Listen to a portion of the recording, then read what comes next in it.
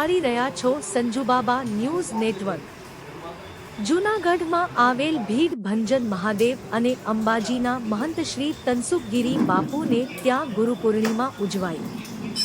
સત્યનારાયણનું પૂજન કરતા હતા તે રાજાએ જોયું, જોઈને પણ હું તો શ્રેષ્ઠ રાજા, આ તો નીચ ગોવાળિયાઓ, એવા અભિમાનથી તે રાજા ત્યાં ગયો। ભગવાનની કૃપાથી ધનધાન્ય મળે છે, દરેક પુરુષ હોય તો તેને સંપત્તિ મળે છે। બંધ મળીને તે રાજાએ ભક્તિ શ્રદ્ધાપૂર્વક સત્યનારાયણ ભગવાનનું યથાવિધિ પૂજન કર્યું।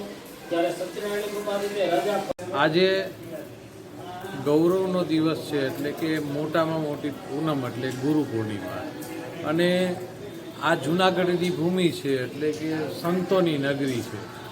આખા રાજ્યમાં જેટલા જગ્યાએ સંતો ને ગુરુ હશે એટલા ગુરુઓ આ જૂનાગઢની આ ગિરનારની પવિત્ર ભૂમિની અંદર બિરાજમાન છે। એટલે આ વિસ્તારના પ્રતિનિધિ તરીકે આજે પાર્ટીના ભારતીય જનતા પાર્ટીના તમામ કાર્યકરો સાથે અલગ અલગ બધી મહંતો પાસે, સંતો પાસે આજે એમના આશીર્વાદ લઈ અને ભગવાન ભોળાનાથ, આ મા અંબા, ભગવાન દત્ત મહારાજ અમને બધાને શક્તિ આપે કે અમે લોકોના કામ કરી શકીએ, લોકોની સેવા કરી શકીએ અને અંત્યોદય સુધી કે છેવાડાના માનવીના ઘરની અંદર એક દીપક જલે એવા ભારતીય જનતા પાર્ટીના આદરણીય પ્રધાનમંત્રી શ્રી નરેન્દ્રભાઈના વિચારો સાથે આજે સંતોના આશીર્વાદ પણ મળતા રહીએ અને આવા કામ કરવાની શક્તિ આપે એવી ગુરુચરણોમાં પ્રાર્થના સાથે આજના ગુરુ પૂર્ણિમાના પવિત્ર દિવસે એમના વંદન અને આશીર્વાદ લઈ અને એક અહોભાગ્ય અને એક ભાગ્યનું, એક પુણ્યનું ભાથું બાંધવાની આજની આ દિવસની દરેક ગુરુના ચરણોમાં વંદન અને દરેક લોકોને ગુરુ પૂર્ણિમાની શુભકામનાઓ।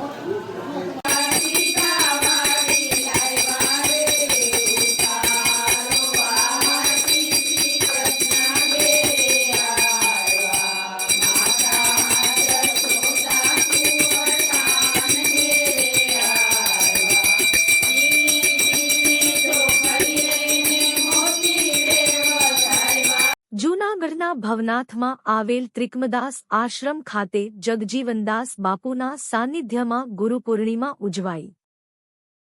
જી બાપુ, આજે અહીંયા ગુરુ પૂર્ણિમાની ઉજવણી કરી છે। આમ તો આજે સૌ પ્રથમ તો જે આપના દ્વારા દર્શકો જોઈ રહ્યા છે એને આજે આ ગુરુ પૂર્ણિમા નિમિત્તે હું સૌને ગુરુ પૂર્ણિમાની ખૂબ ખૂબ શુભેચ્છા આપું છું। ગુરુ પૂર્ણિમા એટલે એક ગુરુ શિષ્યનો આ મોટો પર્વ છે। પરમાત્માએ જે આધ્યાત્મિક જીવનની અંદર જેને પ્રવાસ કરવો છે એના માટે આ ઉત્સવ બહુ મોટો ઉત્સવ છે અને જ્યાંથી એને જ્ઞાન પ્રાપ્ત થયું હોય છે, એટલે એ જ્ઞાન જ્યાંથી પ્રાપ્ત થયું છે એ ગુરુ મહારાજની વંદનાનો દિવસ છે અને એ વંદના કરવા માટે દરેક સનાતન પરંપરાના વ્યક્તિઓ પોતાના ગુરુદ્વારામાં જઈ અને ગુરુ વંદના કરતા હોય છે। શ્રી ભગવદ્ ગુરુ આશ્રમ સૂર્ય મંદિર સદગુરુ ત્રિકમદાસ બાપુ અન્નક્ષેત્ર દ્વારા દર વર્ષે આ ગુરુ પૂર્ણિમા મહોત્સવ ઉજવાય છે। આગલી પૂર્વ રાત્રે એમ કે રાત્રે સંતવાણી હોય છે, અનેક નામી અનામી કલાકારો આવી અને સંતવાણી આપતા હોય છે લાભ, અને સવારના ગુરુ પૂજન ચરણ પાદુકાનું પૂજન થાય છે અને જે કંઈ યાત્રિકો આવે છે એને પ્રસાદનો લાભ લે છે। પછી જે નવા પરિવારની અંદર બાળકો હોય એને ગુરુ ધારણ કરવાનો કાર્યક્રમ ચાલતો હોય છે। એટલે આ આખા દિવસનો કાર્યક્રમ હોય છે। અહીંયા આ પરંપરાની સાથે છેલ્લા 85-90 વર્ષથી સદગુરુ ત્રિકમદાસ બાપુ વખતથી આ પરંપરા ચાલે છે।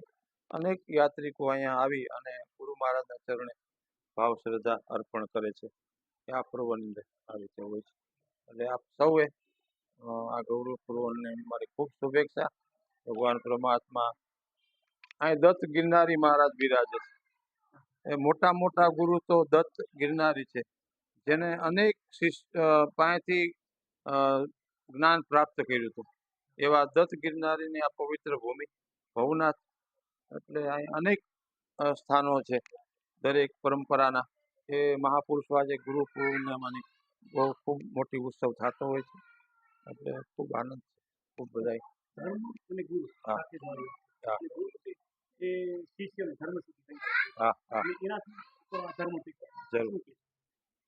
હા, એ સનાતન પરંપરામાં એવું છે. સનાતન પરંપરામાં આ આપણી સંસ્કૃતિ, આમ તો જગતગુરુ શંકરાચાર્ય હોય, જગતગુરુ વલ્ભાચાર્ય, જગતગુરુ માધવાચાર્ય કે જગતગુરુ રામાનંદાચાર્ય, આ મહાપુરુષોએ આપણી સનાતન સંસ્કૃતિને ટકાવવા માટે એ આજે ગુરુ શિષ્યનો જે સંબંધ છે, ધર્મને કેમ ટકાવવો એના માટેનો જે એને તે દિવસે જે ઉપદેશ હોય છે, એ ખાસ ઉપદેશ એ જ હોય છે કે આપણું રામને માનતા હોય, કૃષ્ણને માનતા હોય, શિવને માનતા હોય, તો આ દિવસે એને ઉપદેશ એ જ આપવાનો કે આ સનાતન ધર્મને આપણે ટકાવવા માટે પરમાત્માએ જે મનુષ્ય દેહ આપ્યો છે, તો આ ધર્મ ટકાવવા માટે આપણે દાખલા તરીકે દેહનું પણ જો દાન દેવું પડે તો ધર્મ ટકશે. આવો ઉપદેશ હોય છે અને આવો જ ઉપદેશ દરેક સેવક સમાજને મેં આપતા હોય છે. ધર્મ છે તો આપણે છે, જો ધર્મ નહીં હોય તો બધું છીન ભીન થશે.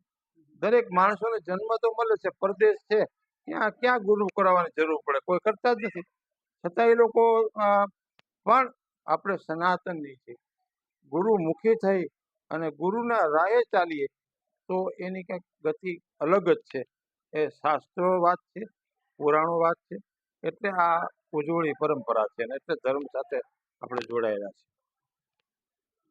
જૂનાગઢના ભવનાથમાં આવેલ ભારતી આશ્રમ ખાતે ગુરુ પૂર્ણિમા ઉજવાઈ. જય ગિરનારી, ઓમ નમો નારાયણ, જય ભવનાથ. આજે ગુરુ પૂર્ણિમાનો મોટો પર્વ. એનું કારણ કે વ્યાસનો જન્મ દિવસ આજે છે, એટલે વ્યાસ પૂર્ણિમા બોલાય. વ્યાસના શિષ્યોએ એની વ્યાસની પૂજા કરી. વેદ વ્યાસે 18 પુરાણ રચ્યા. 18મા પુરાણમાં ભાગવતની અંદર એને ગુરુ મહિમા લખ્યો છે. અને ગુરુ મહિમા એ ગુરુ પૂર્ણિમાનો આજનો દિવસ વ્યાસ પૂર્ણિમા તરીકે પ્રસિદ્ધ. જે જેના શ્રદ્ધા કેન્દ્ર, જ્યાં જેના શ્રદ્ધા હોય, શિષ્ય હોય, એના ગુરુ પાસે મુદ્રાશે, આશીર્વાદ લે અને તન મન ધનથી ગુરુની સેવા કરે. કારણ ગુરુ કોઈ વ્યક્તિ નથી, ગુરુ તત્વ છે. પૃથ્વીની અંદર પણ ગુરુ તત્વ છે. ગુરુત્વાકર્ષણ છે એટલે આપણે હાલી હાકીએ છીએ. ગુરુની તાકાત ન હોય તો આપણે આ પૃથ્વી પર હાલી ના શકીએ. તો ગુરુ કોઈ વ્યક્તિ નથી, એટલા માટે લખ્યું ગુરુ તારો પાર ન પાયો. પૃથ્વીના માલિક તમે દરિયાને એમને રાખજો. પૃથ્વીનો માલિક છે.